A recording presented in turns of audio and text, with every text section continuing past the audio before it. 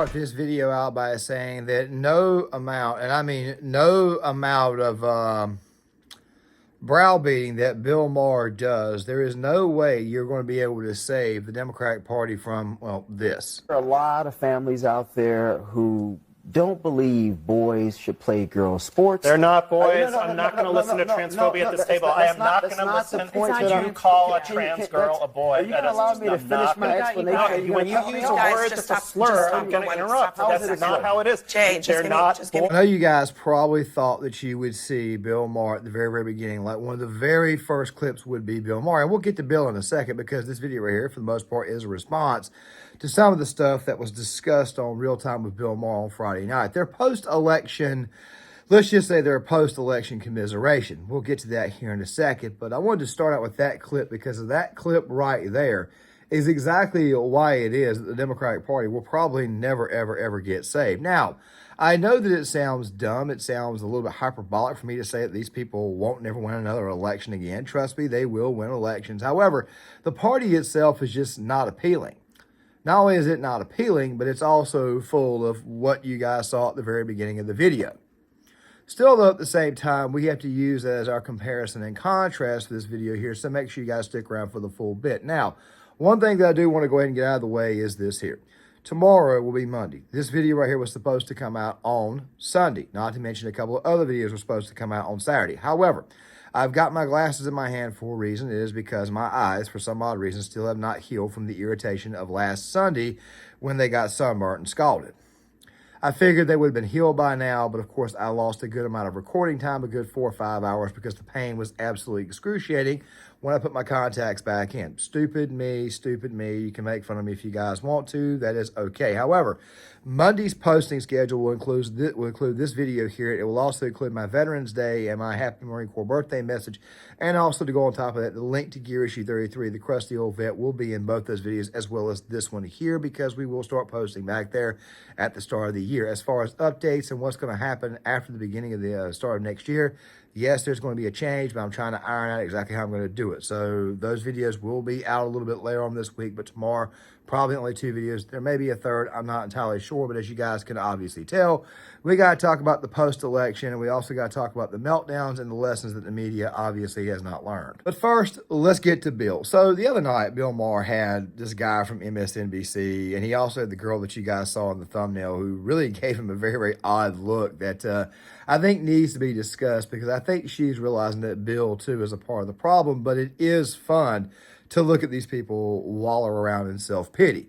As Viva Fry pointed out earlier today in his tweet, Bill Maher was also very, very much in on the Trump will lose the election in an embarrassing fashion. He was very, very much in on that. And as I've reminded you guys on several occasions, the reason why this Democratic Party is like this is mostly because of people like Bill Maher, the very, very secular liberal type that lives in a glass house, that lives in a bubble, that lives away from all the normies out there.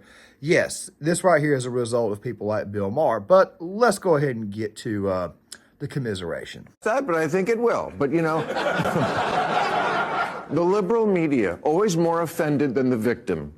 Been saying it for years. They were like, women are so upset about Donald Trump. Women are a little stronger than you think. Women were like...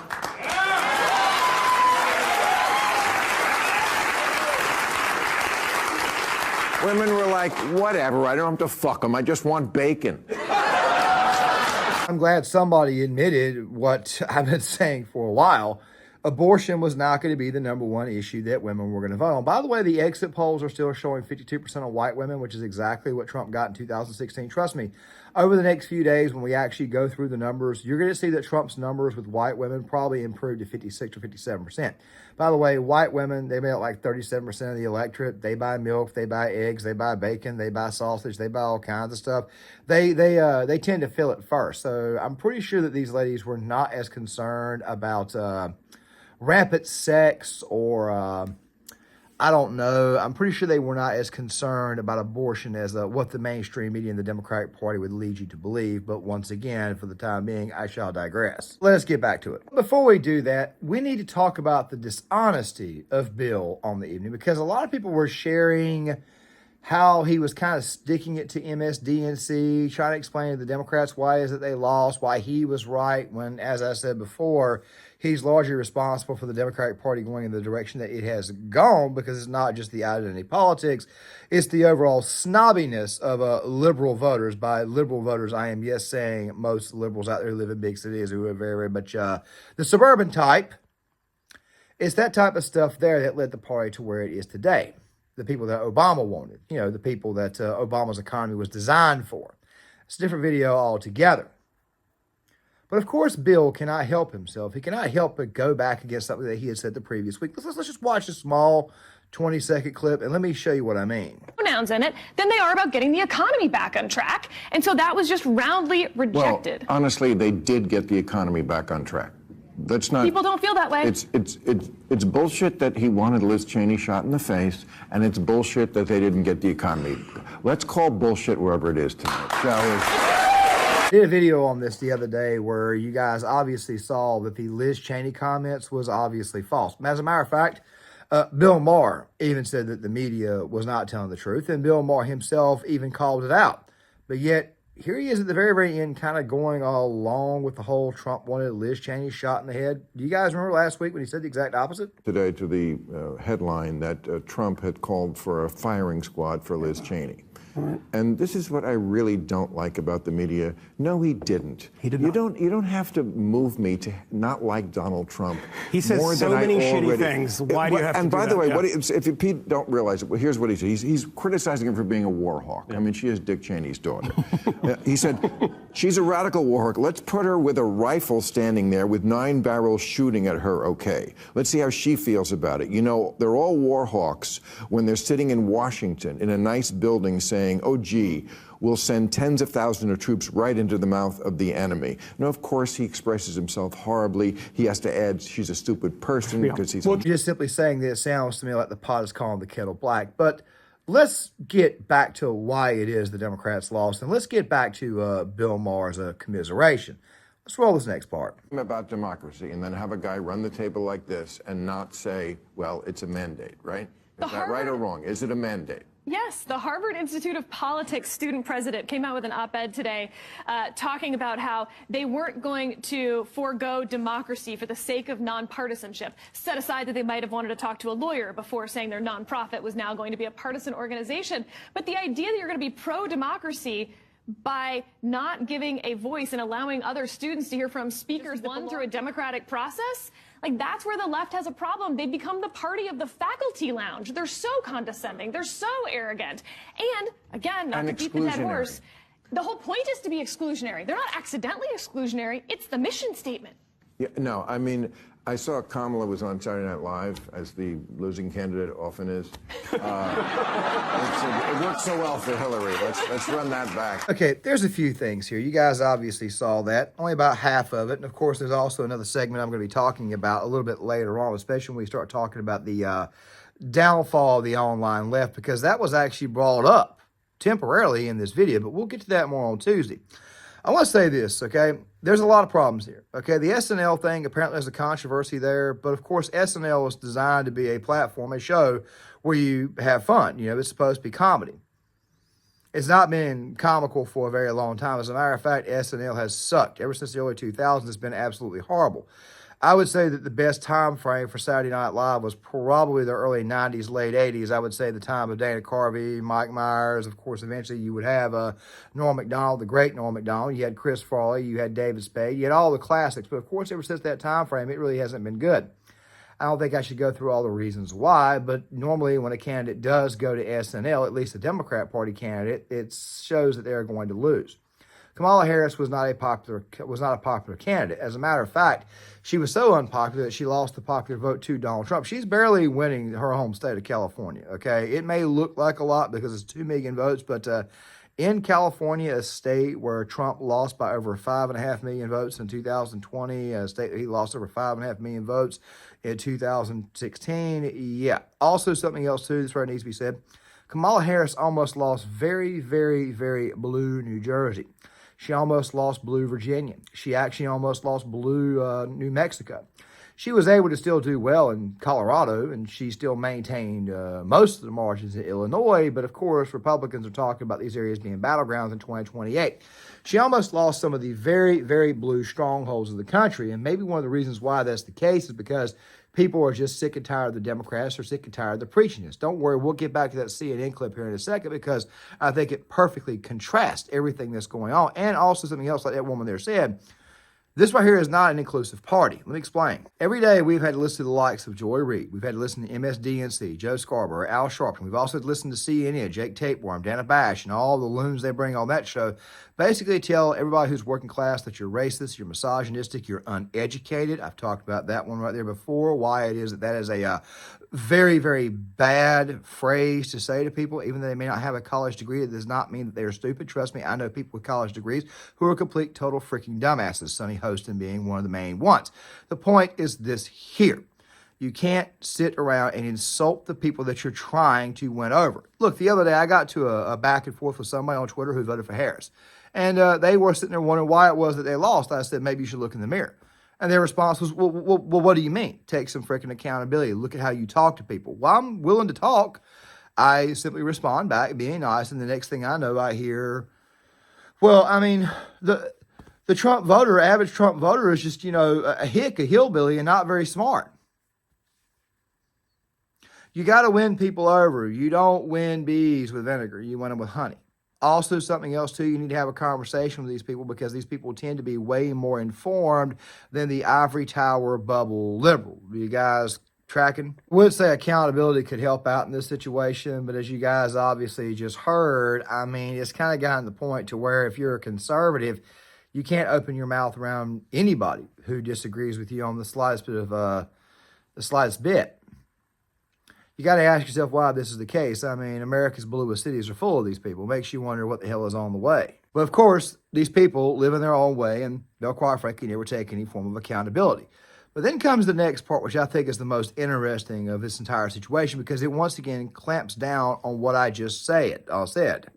And it just made me think, I'm sure every single member of the Saturday Night Live cast was a Harris supporter. But what if one of them wasn't? What if one of those cast members was for Trump? Would they have felt comfortable saying so? I really don't think so. They would have had to keep it to themselves. That's not a good place for us to be. I remember when, and that happens even more on the left. And I remember when Elon Musk hosted, and this is well before he was a Trumper. This is 3 or 4 years. He was just the richest man in the world. And a number of the cast members on Saturday Night Live, they didn't want to deal with him. They didn't exactly boycott, but they made it plain. And I was thinking, really? You have Elon Musk on your show for a week. You could talk to one of the most interesting, brilliant people the world has ever produced, even about this issue that bothers you so much, that he's so rich and lots of people aren't. But no, you don't want to even deal with him. That's what I hate about the left. You're brats. You're brats and you're snobs, and people don't like that. And not in the brat summer way. Not in a brat. That's not an inclusive party. It's not inclusive. It's the go along, get along gang, and you, quite frankly, are not invited. Bill just said that. Now, Bill Maher, he has had conservatives on his show for a long time. Ben Shapiro came up there, and Megyn Kelly went up there and basically bitch slapped the hell out of him the entire episode. But of course, Bill cannot help himself but show you how much disdain he has for common people. It's one of the reasons why it is that I say do not go out of your way to think that Bill Maher is red-pilled or on your side, because in reality, he's not. Everything that's going on with the Democratic Party starts really from him and his own personal secular politics. But I did say I was going to get back to that CNN clip, which, by the way, also further proves what I'm saying. Let's get back to that. Not playing girl Let's just softball. reset for I'm one. not going to sit there Let's and reset listen for a to that. second, because, look, this is a really heated issue, right? And Sharmichael, I know you. I know that you understand that people have different views on this. I think out of respect for Jay, let's try to talk about this in a way that is respectful. Okay, so let me rephrase this, since I'm being targeted here. I don't. There- You're no, not. no, Just it's to be clear, okay. you are not being. But I targeted. am, but it's okay. I'm specifically It's okay. saying that I know that you are not intending to be transphobic. He should know that I'm But- not. Now, guys, you guys saw this gentleman flip out, freak out. They're women. You saw that earlier, okay? You saw that You saw it at the very beginning of the video, all right? But now, they're basically going out of their way to telling you that you have to subscribe to our ideology. You also notice how it was that Abby Phillips, and you guys will see it some more, tried to shut down the conservative on the table, tried to police his speech before he could even talk. He's got to rephrase everything. Let's watch the rest of it so that way you guys can see what I mean. He wants to sit here I'm not and calling you bloviate. transphobic. But I I'm want saying you you're to- using I a want- phrase I wanna that give you an know. opportunity. So the way No, regular that's people not- interpret it, That's not which is why regular those people. ads were That's not effective. regular people. There's no consensus that these are actually boys. This whole thing about trans girls is a canard. We're talking about a tiny, tiny sliver of the population. That may be the and we're case, using but that my point in to terms take of away its healthcare from effectiveness. thousands Just of people. hold on, just get to your point. My point in terms of its effectiveness, regular people with children look at these things and they say, you know what, this is a bit too far. I do not agree with this. I don't like this. I think Democrats are going way too much to the left on social issues. They're uncomfortable with it. A lot of people believe that. A lot of families believe that. You may disagree with that reality, but that's why Republicans kept running those ads over and over and over again, because they saw the metrics suggested And that they were lying working. in those ads over and over again and using Once again, this guy's got to completely rephrase all of his language to suit the liberal who is upset. By the way, I want to say this right here, and this is kind of a preview for one of the videos that's coming out on Tuesday about the online left, because it could be two videos. David Pakman had a damn meltdown because people were unsubscribing from his channel. All right, I would never subscribe to that channel anyways. It's just pure blithering nonsense, BS, and lies. But still, though, he was going out of his way to panic over the fact that he was losing subscribers and people were walking away. He only lost 6,000 subscribers. A channel with 2.6 million subscribers, he only lost 6,000 subscribers, and he's having a damn bitch fit over that.